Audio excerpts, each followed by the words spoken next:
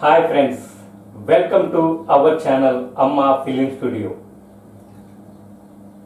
ఈరోజు మనం ఒక వగలాడి గురించి తెలుసుకుందాం.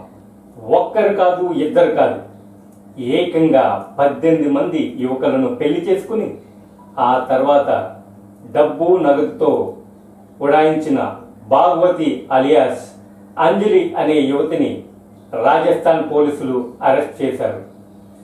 తెలుగు రాష్ట్రాలకు చెందినట్లు భావిస్తున్న ఆ యువతితో పాటు మరో 5గురిని జునాగఢ్లో పట్టుకున్నారు.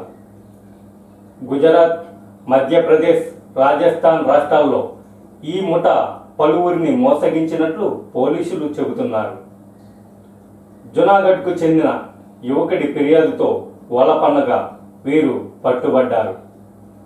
మారుపేరు, నకిలీ పత్రాలతో ఆమె గుజరాత్లో ఉంటున్నట్లు విచారణలో తేలింది.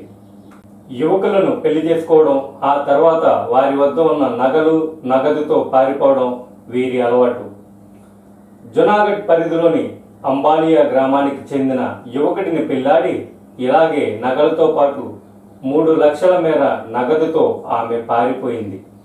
అతడు పోలీసులకు ఫిర్యాదు చేయడంతో మోసమంతా వెలుగులోకి వచ్చింది.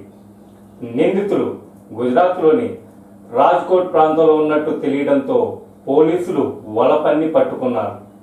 అంజలి, ఆమె తల్లి ధనుబెన్లను పోలీసులు అరెస్ట్ చేసి విచారించగా 18 మంది యువకులు వీరి చేతిలో మోసపోయినట్లు తెలిసింది.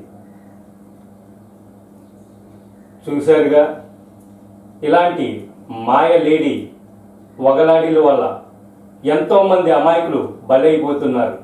కనుక వీరి పట్ల అందరూ కూడా అప్రమత్తంగా ఉండి జాగ్రత్తలు వహించాలని తెలియజేస్తూ మీ స్టైల్ కింగ్ రాజా.